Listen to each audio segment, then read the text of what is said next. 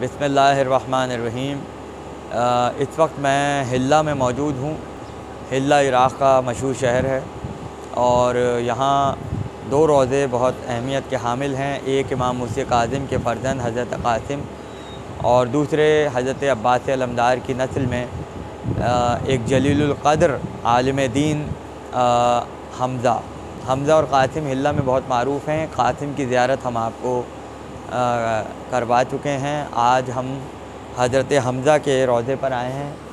ये रोज़ा ज़ेर तामीर है और करीब से दिखाया जा सकता है कि ये पुराना मीनार जो पहले पिछली तामीर में था, मैं आज से कोई 5 बरस पहले यहाँ आया था तो मैंने रोज़े की जो पुरानी तामीर थी तकरीबन 80-90 बरस की, वो मैंने देखी थी। अब माशाल्लाह नए हरम बन रहे हैं, तरक्की का ज़माना आ गया है इराक़ में।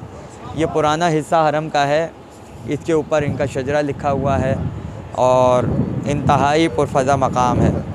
इनको हमज़ा ग़रबी कहा जाता है। इराक़ में एक और हमज़ा हैं, उन्हें हमज़ा शर्क़ी कहते हैं और यहाँ जो हमज़ा हैं उन्हें हमज़ा ग़रबी कहा जाता है। हज़रत हमज़ा जो हैं बहुत सी ख़ुसूसियात के हामिल हैं।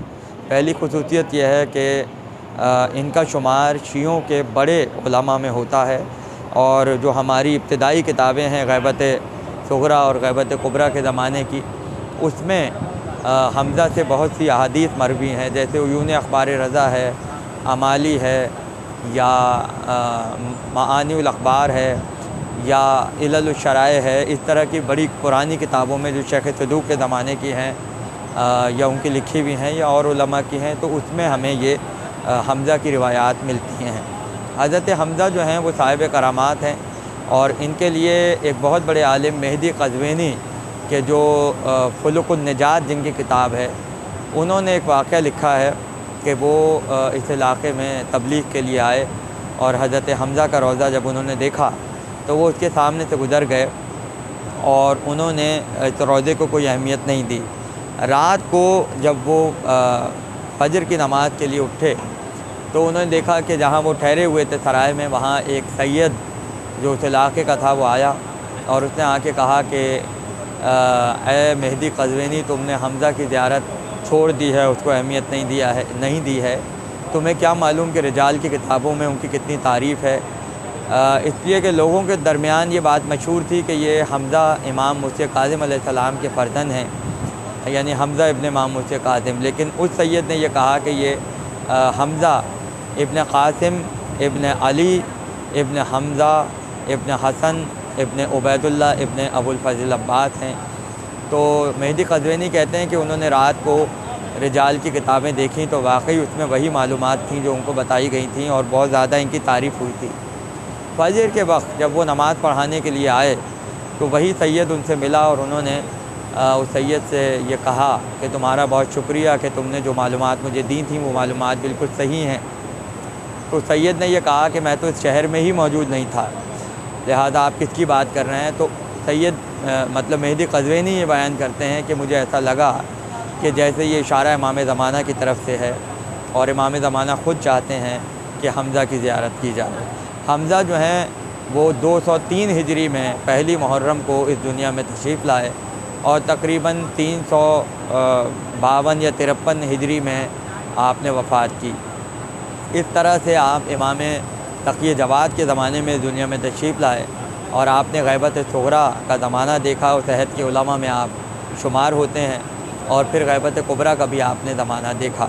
बहुत सी किताबें आपसे यादगार हैं। इस वक्त रोज़ा ज़ेर तामीर है और आप देख सकते हैं कि ये जो हिस्सा है रोज़े का, इसके अंदर ज़री है, क़ब्र मुतहर इसके अंदर है और हमज़ा जो हैं उनका रोज़ा बन रहा है। यहाँ अभी जाने की इजाज़त नहीं है और मुझे ये भी शरफ़ हासिल है कि हम यहाँ आए हैं तो हमारी किताब या अल्लाह ज़ुर्रियत अब्बास अलमदार, जिसमें हमने हज़रत अब्बास की नस्ल जो पूरी दुनिया में फैली हुई है, मिस्र से लेके हिंदुस्तान तक और दुनिया के दूसरे मुल्कों तक, उसका तज़किरा हमने इस किताब में किया है। हज़रत हमज़ा के भी इसमें हालात हैं और उनकी औलाद का भी ज़िक्र है और पाकिस्तान में भी एक बलोच कबीला जो अपने आप को हज़रत हमज़ा की औलाद कहता है।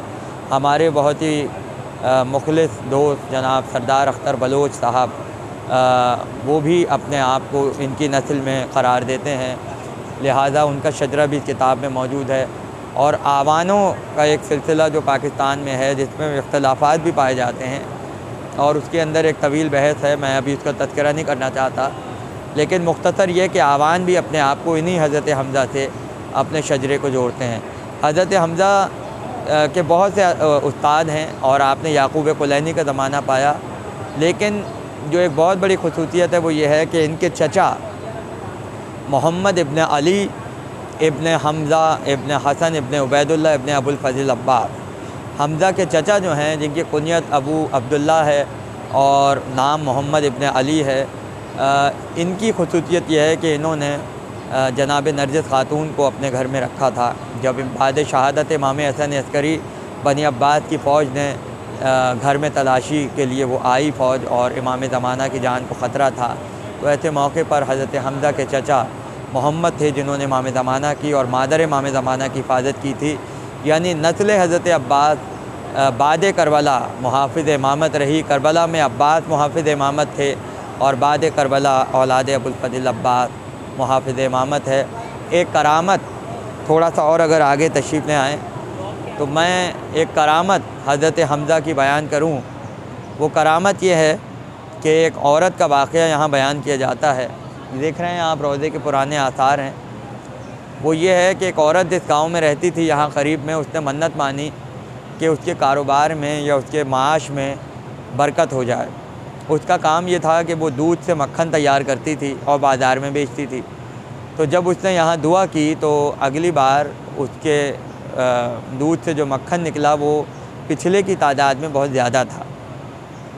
تو اس نے یہاں نظر مانی تھی کہ میں مطلب مکھن یہاں چڑھاؤں گی، دائروں کی خدمت کروں گی۔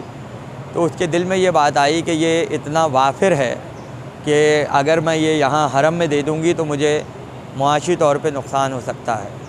تو لہٰذا اس کی نیت بگڑ گئی اور اس نے وہ مکھن جو ہے وہ اپنے پاس رکھ لیا اور اپنی نظر جو ہے وہ پوری نہیں کی۔ نتیجہ یہ ہوا کہ وہ مکھن جو ہے وہ مکمل سنگ مرمر میں تبدیل ہو گیا، پتھر کا ہو گیا، اور وہ تازہ کرامت تھی۔ بعد میں اس کو بہت ندامت ہوئی اور اس کرامت کی یہاں بہت شہرت ہوئی، اور حرم کی انتظامیہ نے اس مکھن کو جو ہے جو پتھر کی شکل میں ہے بالکل جمع ہوا ہے، وہ یہاں زری کے اندر رکھا ہوا ہے جو کہ تازہ کرامت تھی۔ تو مجھے اس کی زیارت کا بھی شرف حاصل ہوا ہے اور کتابوں میں بھی واقعہ کئی مرتبہ چھپ چکا ہے۔ لہٰذا حضرت حمزہ کا روضہ بہت بابرکت روضہ اور بہت یعنی ایمانی جذبے کو تازہ کر دینے والا مقام ہے۔ میرا یہ مشورہ ہے زائرین کے لیے کہ اگر آپ کبھی عراق آئیں تو آپ اس مقام پہ ضرور حاضر ہوں، اور اگر نہ آ سکیں تو کم سے کم اپنے سالار کے ذریعے یا جو بھی وسائل مہیا ہو سکیں تو اس مقام پر حاضر ہو کے حمزہ کی بھی زیارت کیجیے اور یہاں سے قریب جو قاسم ہیں ان کی بھی زیارت کیجیے۔